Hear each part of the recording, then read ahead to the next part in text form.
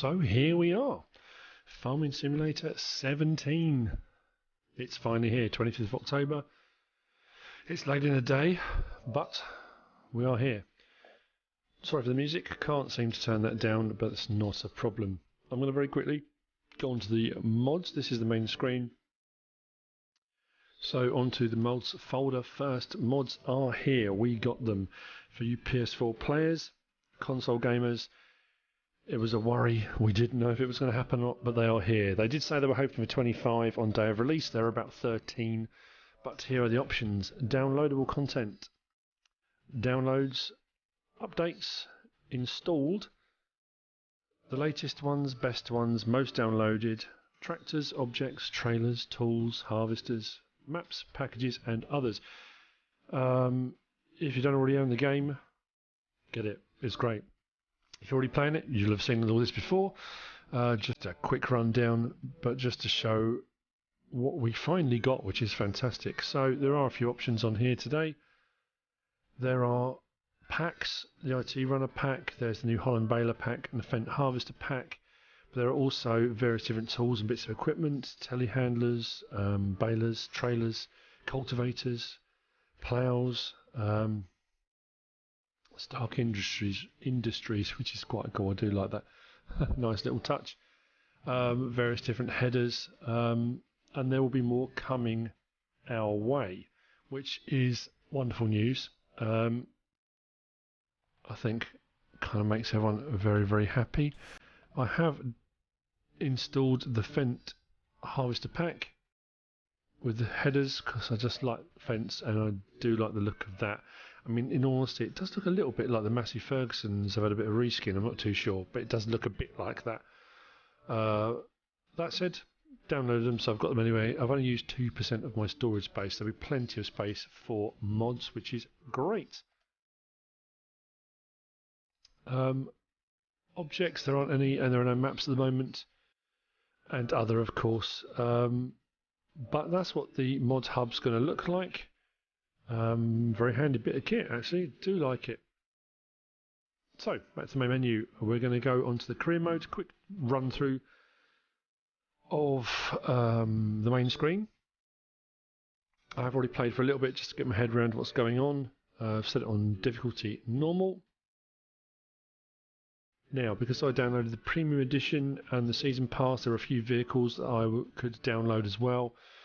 The MT700E Field Viper and the Cow edition that came with the premium. With the season pass, there's the MT800 Challenger Field Python, the MT900 Field Anaconda, and the Fendt 900 Vario Black Beauty, which is more of a grey colour than a black, but it's a nice tractor nonetheless. So, let's start. Goldcrest Valley had the option. There's two maps on here, Goldcrest Valley and there's Sosnovka, which was the gold edition map on FS15, which I'm sure I'll play at some point because it'd be interesting to see with all the new equipment and the changes. Also the fact there's pigs and stuff now where they're going to be on the map, and all the forestry equipment, and there's so many different things. In all honesty, trying to get my head around it all today has been mind-boggling, but it is looking pretty close to perfect in all honesty. I know for most of us on consoles there was always that worry you weren't going to get what the PC gamers got, and at the end of the day, yeah, it's hardly surprising, you know, but I think they've gone a pretty long way to doing it. So map overview on the first of the screens we get. You can zoom in and zoom out. Different parts of the map wherever you want to go to, which will come in very, very handy later on. We've got our fruit types, so it is good to see we have got some extra ones now. Wheat, canola, oilseed rape, soybeans, potatoes, oilseed radish, which is a cover crop for ploughing in, which is great. Grass, we have got barley, sunflowers, corn, sugar beet and poplars, which is also an interesting new development. Filters you can turn on and off to find things on the map, and then you've got your vehicles, your overviews.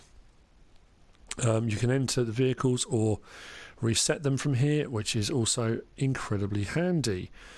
From fruit types, we can go to growth, which is another new feature, which is great. It shows you the state of each field because of the mission system and the AI which is running, so the fields are always being used by the farmers. You can see whether they've been cultivated, whether they're growing, ready to harvest, harvested, ploughed, tops have been removed, withered, whatever. It's all on there, which is quite handy. Soil composition is another great new addition. We'll explain a little bit more about the fertilised later on, but there are different stages of fertilising and whether the fields need ploughing or not, and you can turn these on and off to make it easier to hone in on particular fields. And we're back to our fruit types again. So if I scroll across with R1, we've got our prices per 1,000 litre, which is pretty much prices per tonne. These prices do fluctuate, and some of the prices have changed dramatically. Silage and wood chips, you don't get anywhere near as much as you got before, and some of the other crops you get way more. Green arrows, prices on the rise. Red arrows down, the price is falling. If it's in green, it's a good price. If it's in red, it's a very low price. And if it's in blue, which I haven't got any at the moment, it's a great demand. So some of these prices have changed dramatically, and they do alter as you play. You really do need to keep an eye on it. Quite a few places to sell, which is really, really... So it's a really good element to the game. I do like it. This is the screen you want to keep an eye on. Vehicle overview, interesting new development. If you haven't seen any of the gameplay stuff, and a lot of people have kind of steered clear of watching video clips because they want it to be a surprise and enjoy it more.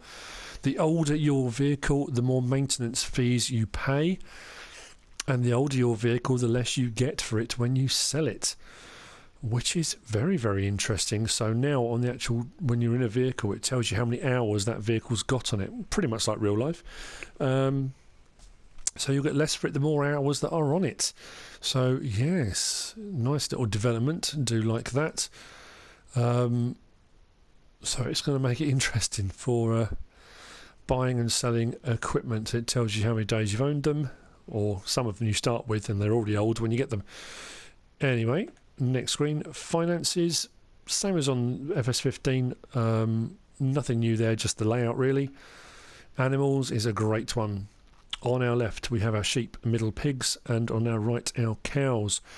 You do need to do more with them now, which I am so happy about. How many you've got, productivity, you've got the cleanliness, water and their feed for each one. Obviously the pigs need far more than any of the others, but also the third row down is the reproduction rate, which is another interesting new feature. Depending on whether they've got everything they need, whether they're being cleaned out, whether they've got fresh straw, water, grass, all the food they need, they will reproduce at a set rate, which means your herds, flocks will all increase and you can sell them on. So another interesting screen that will be watched with some great scrutiny, I think. Right, statistics, same as on FS15, statistics page. Again, slightly different layout, but stats are there. General settings, a few different ones on here which are interesting. The money unit can change from pound to euros to dollars, miles or kilometres, and then you have got radio. I've got mine off at the moment. You've got radio range, so you can have it vehicle only, always, so it's always playing or only when you're in the vehicles. Another interesting little change. Camera settings, switch to trains. That's whether or not you want the trains to be on when you scroll through your vehicles, that you actually scroll into the trains, or whether you actually have to go to the trains yourself to do them. It's up to you. Then you've got your volume controls, which are there as well. Scroll one more over. Game settings, real time, traffic on or off, dirt, how quickly your machinery gets dirty. Automatic engine start I've turned off because I wanted it to be a manual start, which has caught me out a few times, but it is a good addition. I like that. Stop and go braking is an interesting one. Keep the brake button held to brake and automatically start reversing once you've come to a standstill. I I've turned that off. It gets a little bit stuttery, but it's just a different change. Fuel usage is a weird one. Default or low? I don't know why you'd want it on low. I don't know, but anyway. Then you've got all the helper settings. Now, the helper settings, basically, if you hire a helper, a worker, it will take it straight from your bank balance rather than use what's in the vehicles, which is odd. So if you set on to buy, it will buy it as it's going along rather than using what it's got. So I've turned all those off because it was actually costing a lot of money. Anyway, plant growth, usual, fast, off, slow or normal. Plant withering, I've turned off. Now, periodic ploughing and fertiliser states. This is an interesting one. Periodic ploughing, whether or not you need to plough your fields periodically to keep a high yield. And the fertiliser states, you can set it on 1, which is the same as it was on FS15, or on 3 times. So what happens is, in 3 different growth stages of your crop, you need to fertilise at each stage. Each stage will then give you 30% more yield, and if you have ploughed as well or cultivated, I think works as well, gives you another 10%, so 100% yield extra, which means you'll double the yield of your crop. But I think the standard yield is a lot lower than it was on FS15 anyway, so it's going to be interesting to see what we get out of that. But I've set mine on both. I want to be able to plough and fertilise excuse me, because I think it's just going to be an interesting addition to the game. It has a whole kind of new level to it. It does mean that the ploughs are now useful. They're not just there to look good, you know. You can actually use them, which is great. And then our help screens. This is full of information to help you have a read through. There's some great information in here, all sorts of stuff you're going to need to know. Your farming basics, advanced knowledge for different things, animals. Oh, excuse me.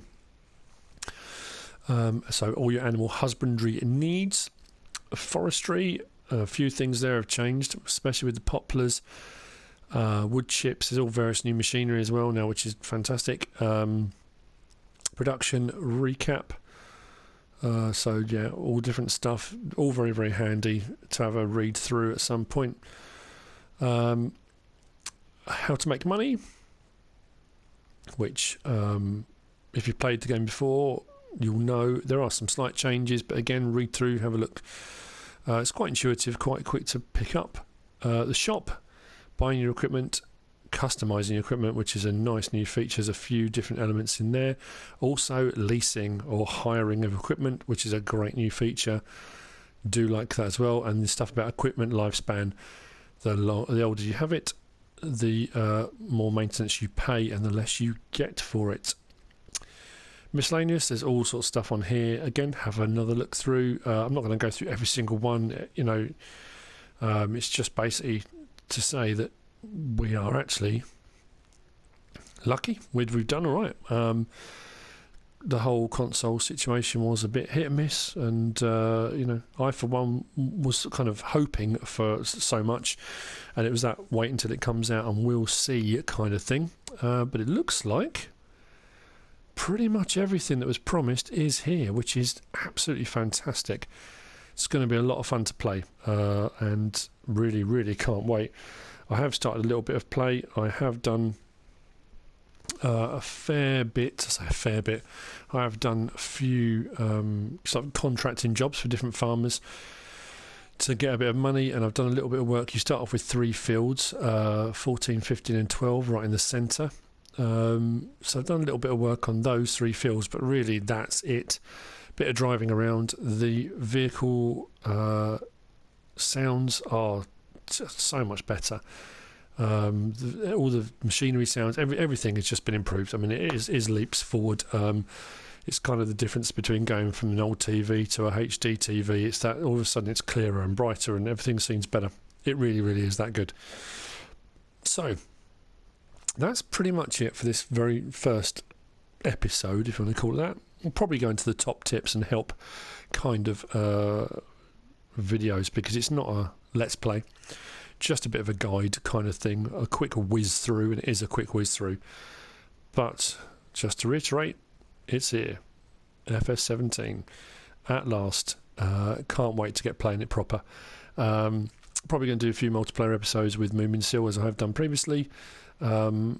I know no one's going to really want to go back to FS15, but if you haven't checked out any videos before, I have got a gameplay series on FS15 and all 3 maps that were on there are available.